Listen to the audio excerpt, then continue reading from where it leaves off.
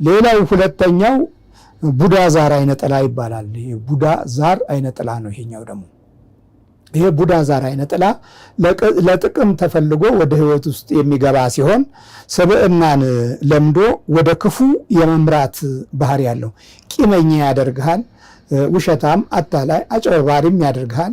በቀላሉ ወንድምህንም ዘመድህንም ቤተሰብህንም ጓደኛህንም የምትከዳና ጥቅም ከተገኘ አሳልፈህ ሰጥተው በሱ ላይ ከፍታህን የምታሟላ ተንደርድረህ ወደ ላይ ለመውጣት በሰው ችግር ላይ ተሻግረህ ኑሮህን የምትገነባ ወይም ማዕረግህንና ስልጣንን የምትገነባ የሰው አይነት ያደርግሃል። ይሄ ምን አይነት ነው? ቡዳ ዛር አይነ ጥላ ነው።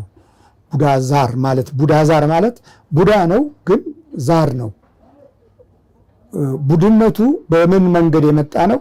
በተለያየ የጥቅም ፍላጎት በተሳሰረ ህይወት ውስጥ ነው።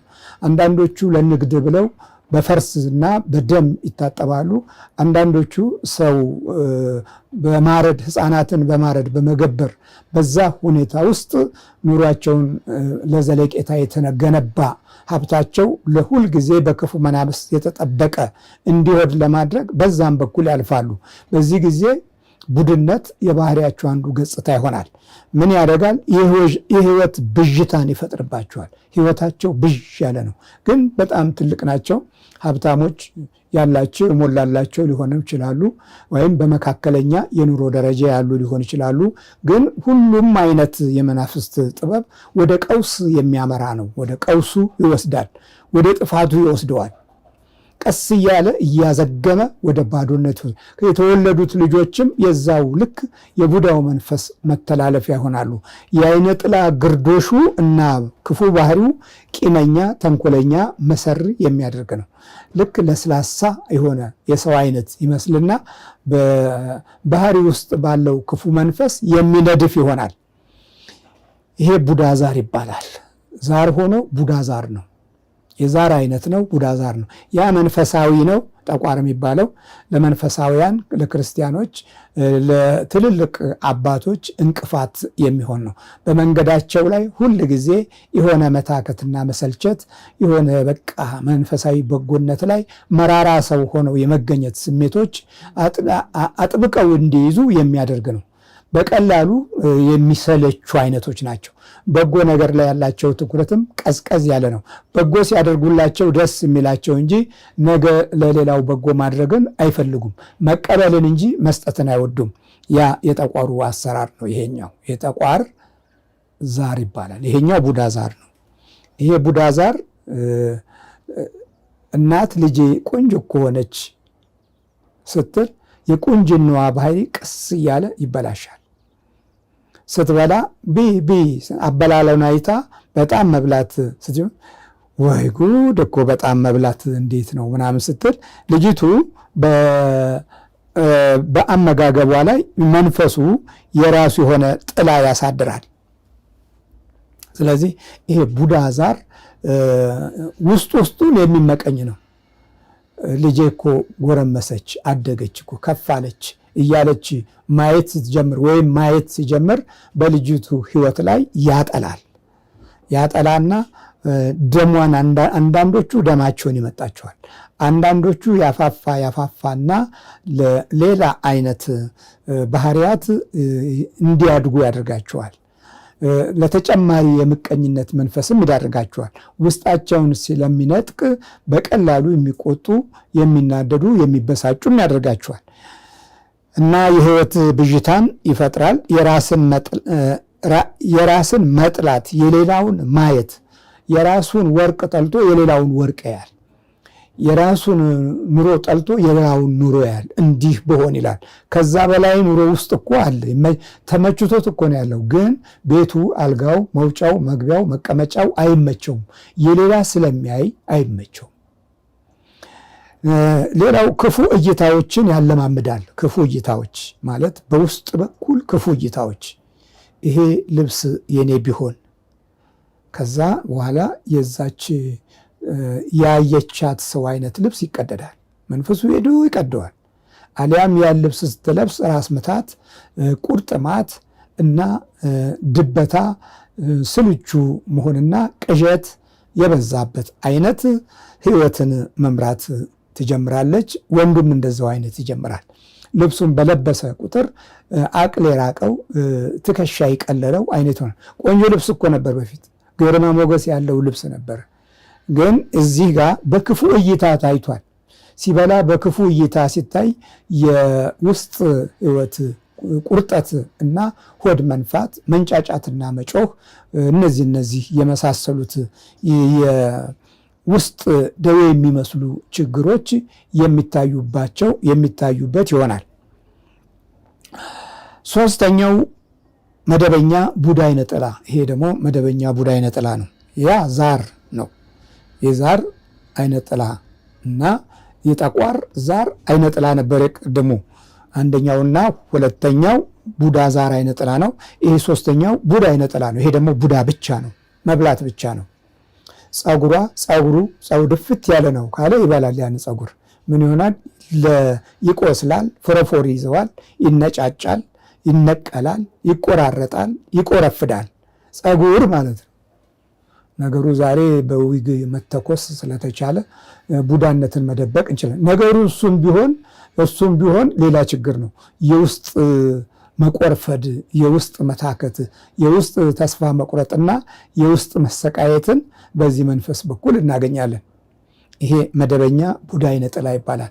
አመሰራረቱና የአገባብ ስልቱ ዘራችንን ተቆጣጠር፣ ለሀብታችን ምክንያቱን፣ ለኑሯችን፣ ለእድገታችን አንተ ትሻለናለህ ብለው በይሻላል ከእግዚአብሔር ትበልጣለህ፣ አንተ በጣም ቅርብ ነህ ብለው የሳቡት መንፈስ አይነት ይሆንና ከትውልድ ወደ ትውልድ ይሸጋገራል።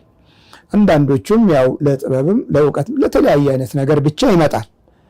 ዞሮ የዚህ አይነቱ የመንፈስ ክፉ ባህሪ ሰፊ የሆነ ድርሻ አለው። ቡዳ በላት ትምህርት ቤት ስትጮህ ስትወድቅ ታያላችሁ።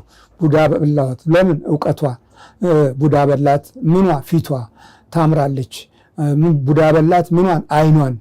ቡዳ በላት ምኗን? ከኋላ ጀርባዋን። አልፎም ተርፎ መቀመጫን ሁሉ የሚበላ ቡዳ አለ። ቁጭ ስትሉ የሚያሳክክ እንዳትቀመጡ የሚከላከል መውጫ መግቢያውም ላይ ቡዳ አለ። እንዲህ ነው እንግዲህ ይሄ ቡዳ አይነ ጥላ ይሆናል። አይነ ጥላነቱ ምንድን ነው ስንል ታሪካዊ ግርዶሽን ይጋርዳል። የአባቶችን መንፈሳዊ ኃይል እንዳታቀው ይጋርዳል። ብታቀውም እንደ እውቀት እንድትቀበለው እንጂ በሕይወት ውስጥ እንዲገለጥ አይፈልግም። እየሰማችሁ ነው? እንዲህ ነው፣ በሕይወት ውስጥ እንዲገለጥ አይፈልግም። ታላቁ ሊቀ ካህን ኢያሱ በእግዚአብሔር መልአክ ፊት ቆሞ አሳየኝ፣ ሰይጣን ይከሰው ዘንድ በስተቀኙ ቆሞ ነበር። የክስ መንፈስ ምንድን ነው? የክስ መንፈስ እኮ የጥላቻ መንፈስ ነው። ክስ እኮ የወንጀል መንፈስ ነው። የወንጀል አይነት አሰራርና የወንጀል አይነት መርህ ነው። በዛ ውስጥ ሕግ አለ። ይከስ ዘንድ እኮ ነው። ከሳሻችሁ ወደ ምድር ተጥሏል ይላል ዮሐንስ ምዕራፍ 12 ላይ ደግሞ ይሄ ከሳሻችሁ። ስለዚህ በከሳሻችን ርዕዮተ ዓለም አመጣንና የኮሚኒስቱን ዓለም እናስፋፋለን ብለን ቀድሞ በነበሩት ሰዎች ላይ ተካሰስን። ጓዶች በሚባባሉ በአንድ ሰሞን ጓድነት የጓደኝነት ባህሪ በተጠራሩ ሰዎች እጅ ውስጥ ሃይማኖት፣ እምነት፣ ታሪክ ገባ። ከዛ በላይ ደግሞ ህዝብም ትውልድም በእነሱ እጅ ተያዘ። ከዛ በኋላ ጓዶቹ ጓድ እየተባባሉ አለቁ። አንዱ የአንዱ አጥፊ ሆነው ደብዛቸው ጠፋ። መሰረታቸው፣ አጀማመራቸው፣ የሄደ አቅጣጫቸው በቃ በለው በሚል በክፉ ላብ ሽታ፣ በጎረምሳነት ሽታ ኃጢአትን፣ ግድያን፣ ወንጀልን፣ ጥፋትን፣ እብሬትን፣ ትዕቢትን ጨመርንበትና የርዕዮተ ዓለም ድቀት በአብዮታዊነት ስር ውስጥ የምንገነባለን ያልነውን ሀገር ለትልቅ ውርደት አበቃ ነው። እግዚአብሔር ማረን። አየህ፣ ቡዳነት ነው። የርዕዮተ ዓለም ቡዳነትም ትልቅ መንፈሳዊ ግርዶሽንና ስጋዊ እይታዎችን አላግባቡ እንድናይ አድርጎ የክብር ሞገሳችንን ጥሎ አውድሞናል። መውደም በለው በቃ ይውደም ስላልን በጠቅላላ መውደምን ተቀበልን። ይሄ እንግዲህ ሶስተኛው ቡዳ ምንድነው? ለአገልግሎት፣ ለኑሮ እድገት፣ ለእውቀትና ጥበብ በደም የተዋረሱ ይሆናሉ።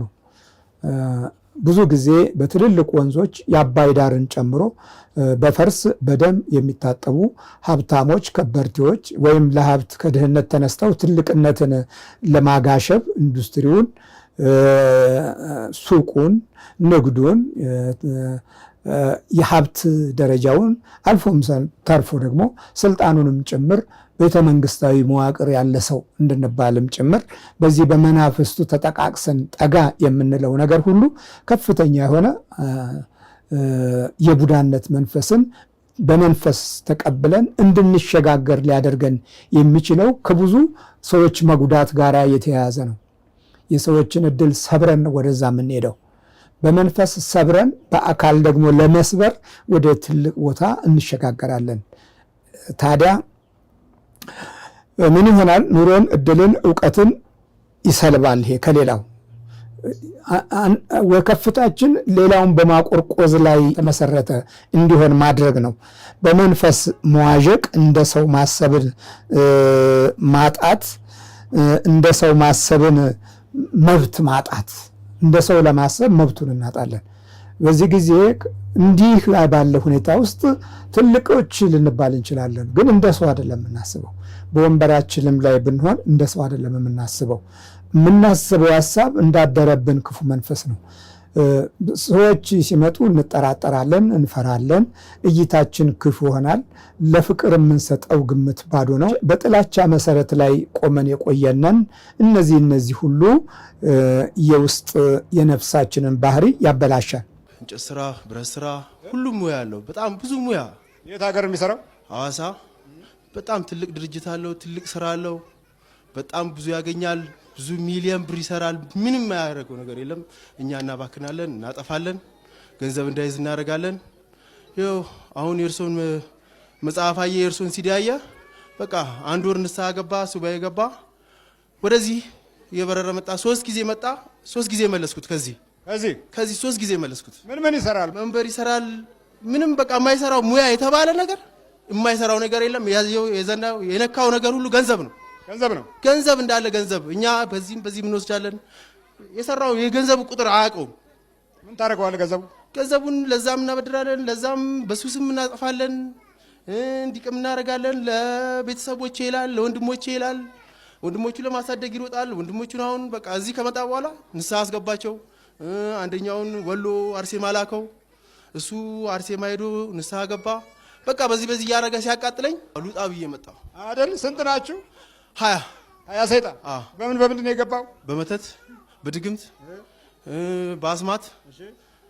በቃ በዚህ ነው። ስንት ናችሁ ጠቅላላ? 20። ስንት ዓመታችሁ ነው ከገባችሁ? 15 ዓመት። ምን ያህል ብር አጠፋችሁበት? 20 ሚሊዮን ይሆናል ያጠፋችሁ? ዝም ብሎ ማጥፋት ነው። በቃ በቀን የሚያገኘው ብር 10 ሺህ 20 ሺህ ያገኛል። ጨረታ ይጨርታል። የማይሰራው ስራ የለም። በቃ ብዙ ነገር ያገኛል። ምን ሰርቷል እሱ? ኧረ ምን ያልሰራው ስራ አለ? ብረት ስራ ያለው፣ የእንጨት ስራ በቃ አለ የሚባል የውጭ የሚመጡትን እቃ ተክቶ ይሰራል።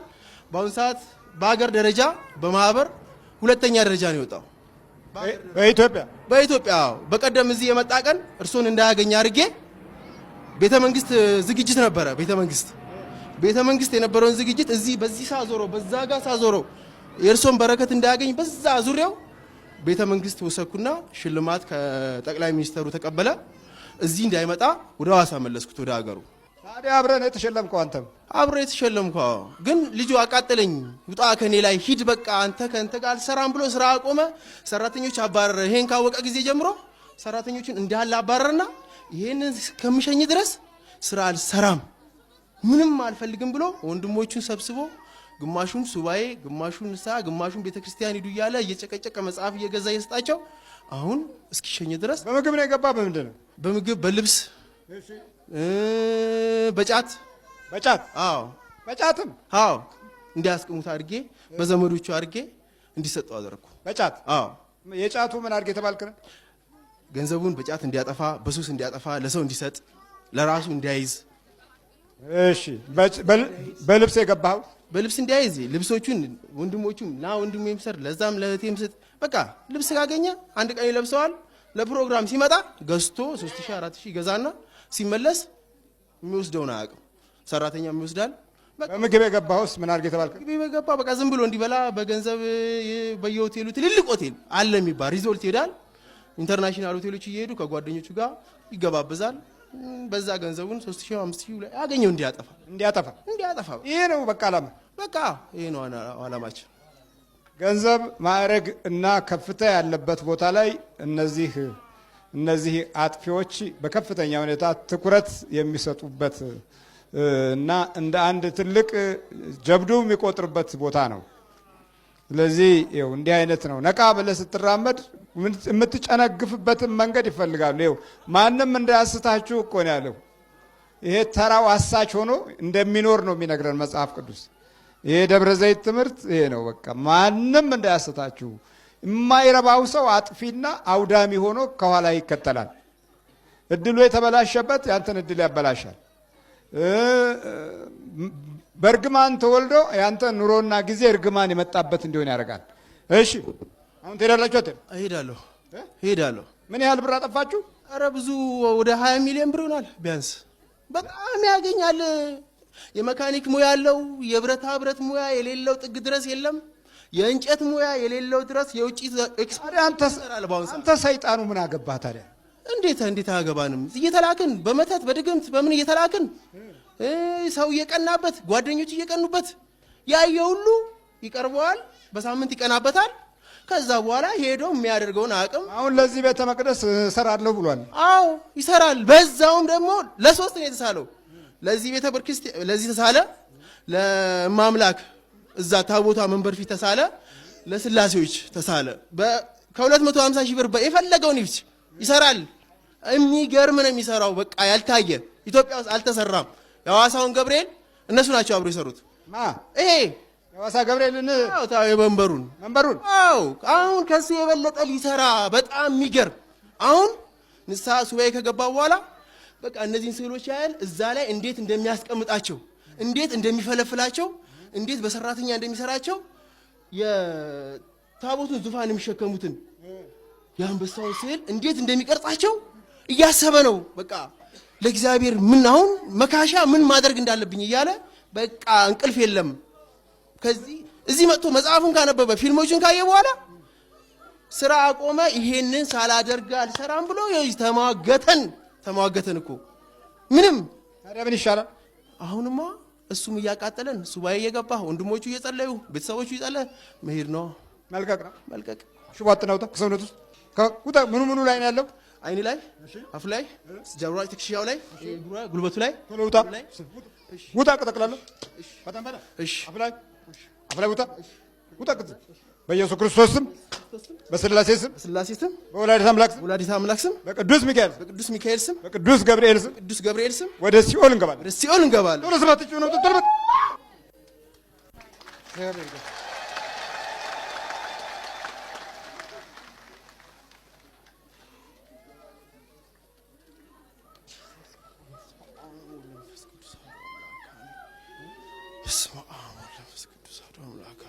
ምን ሻባስ ተይዤ ነበር አባ፣ ተይዤ ነበር። እንዳለ ታስሬ ነበር እኮ። ታስሬ ነበር። አዎ ማየትም ማሰብም አልችልም እኮ። እግዚአብሔር ይመስገን።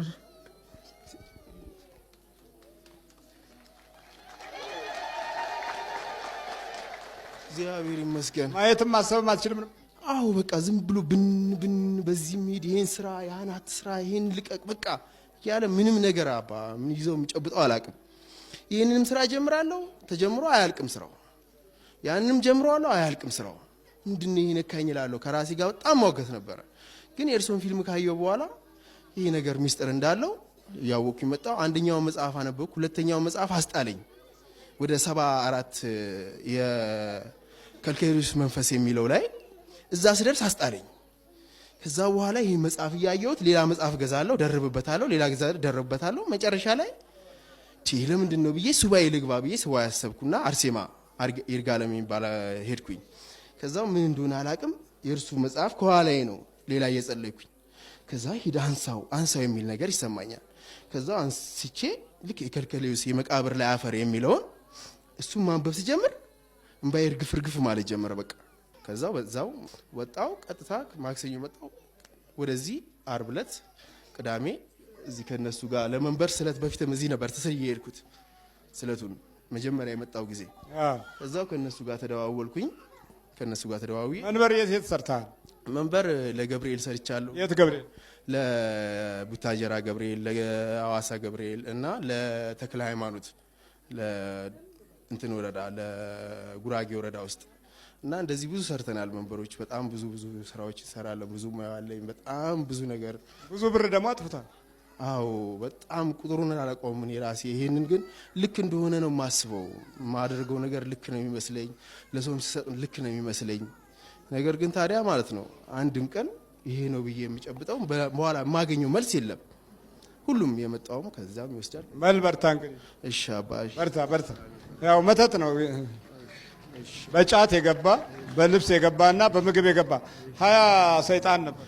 እሺ እግዚአብሔር ይመስገን። ለማንኛውም በዚህ አጋጣሚ ማለት ነው ከ3 ወር በኋላ ማለት ነው መንበሩን በዚህ በህዝብ ፊት በሳቸው የጸሎት አማካኝነት መንበሩን ይዘን እንመጣለን። ለዛ ያብቃን። ሁላችሁም ጸልዩልን፣ አመስግኑን፣ እልል በሉልን። እሺ አመሰግናለሁ። እሺ ስም ማን ነው?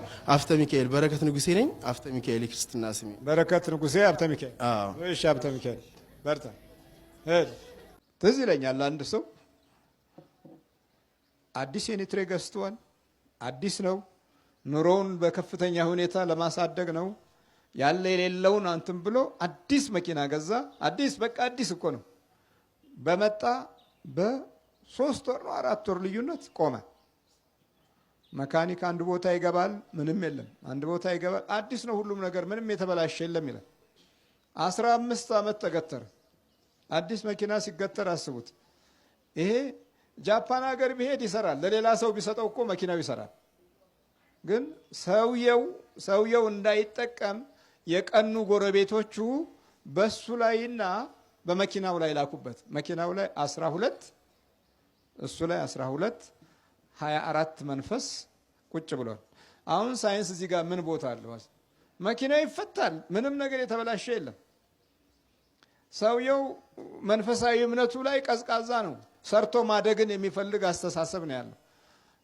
በተወሰነም ቢሆን በ60ዎቹ ዘመን የአብዮቱ አስተሳሰብ በልቡ ውስጥ የማርክሲዝም ሌኒዝም ጽንሰ ሐሳብ ባህሪ ውስጥ አለ። ስለዚህ መናፍስቱ ደግሞ ገብቷል። እሱ ማን ይከላከለው? ማርክሲዝም ሌኒዝም መንፈስን አይከላከልም። ርዕዮተ ዓለም መናፍስትን አይከላከልም። አንዳንዴ ተጨማሪ እንደውም እርዳታ የመስጠቱ ሁኔታ ለተጨማሪ ጉዳት መንገድ የሚከፍትበትን ቦታ ያመቻቻል። በኋላ ይሄ ነገር ይሄ መኪና እንዲህ ከሆነ አለ ጥርጣሬ ጀመረና ሰዎች ገፋፍተውት ወደ ቦሌ ጎርጎሪዎስ መጣ። ሲመጣ 12ቱ ተያዙ። ጀለሶቻችን መኪና ውስጥ አሉ አለና ቁጭ አለ። ለምን አቆማችሁት ሲባል የሞተር ደም ብዛት ነው አሉና በኩራት ተናገሩ።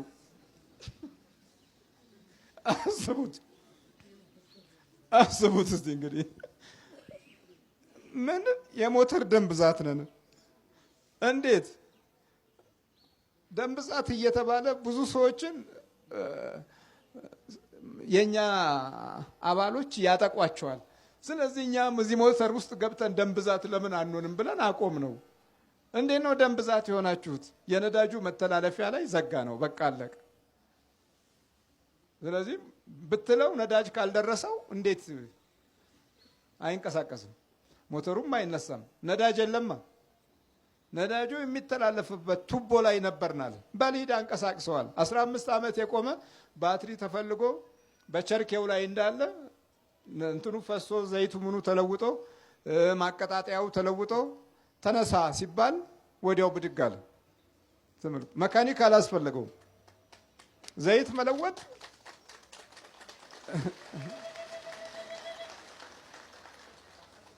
ሳይንሱ ይሄን ያህል ይሞኛል ማለት ነው። እውቀታችን ይሄን ያህል ይሞኛል ማለት ነው። ትልቅ ግዙፍ ነገር በጣም ግዙፍ ነገር ሰርተን በትንሽ መንፈሶች ግዙፉ ነገር ይቆማል ማለት ነው። ብረቱ ሰውነት ውስጥ ገብቶ ማዘዝ ከቻለ ብረት ውስጥ ገብቶ ማዘዝ ምን ያቅተዋል? ይሄንን ነው ማወቅ ያለብን።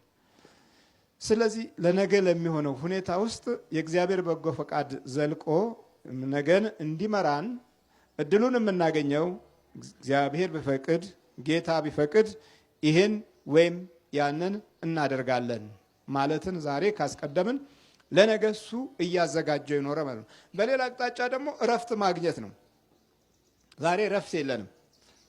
መቼ ስናስብ ለነገ ስናስብ እረፍት የለንም። የዛሬውን ሌሊት ተጨንቀን አድረን ነገ ምን እንደሚጠብቅህ አስበው። ያው ጭንቀት ነው።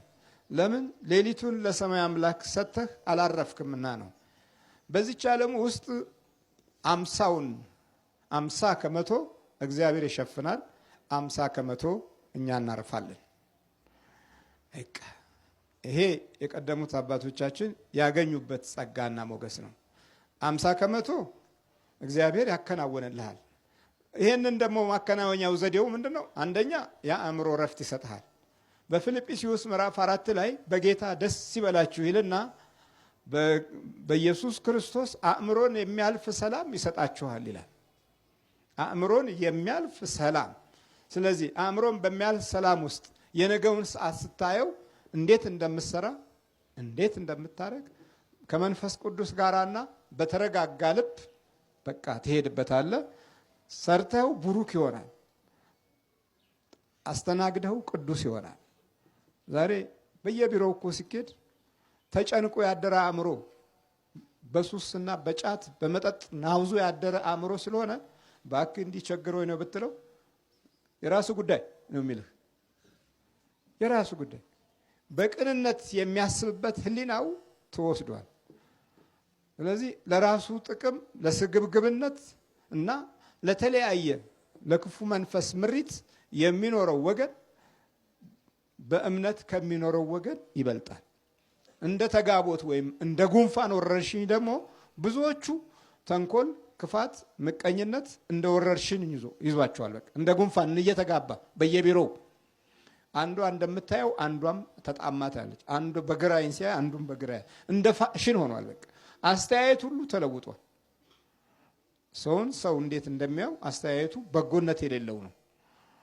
ግማሹ በፍርሃት፣ ግማሹ በክፋት፣ ግማሹ በትልቅነት፣ ግማሹ በያዘው ቦታ የሚያስፈራ ሰው ለመሆን እየሞከረ ነው። ታዲያ እንዲህ ባለው ሁኔታ ውስጥ ነው ነገ በረከት የምንጠብቀው። ስለዚህ ነገን ጌታ ቢፈቅድ ማለትን እንድንለማመድ እግዚአብሔር አምላካችን ይርዳል። ነገ ህይወታችሁ ምንድነው የሚለው ቃልም በየጊዜውና በየሰዓቱ የምንማርበት ሊሆን ይገባል። ስለዚህ ተንኮል፣ ክፋት፣ ምቀኝነት ለነገ እንዳይቀድም ዛሬ ጌታ ቢፈቅድ የሚለው መንፈሳዊ ምህሮ በልባችን፣ በጊዜያችን፣ በእውቀታችን ውስጥ ሰፊ ቦታ እንዲኖረው እግዚአብሔር አምላካችን ይርዳል።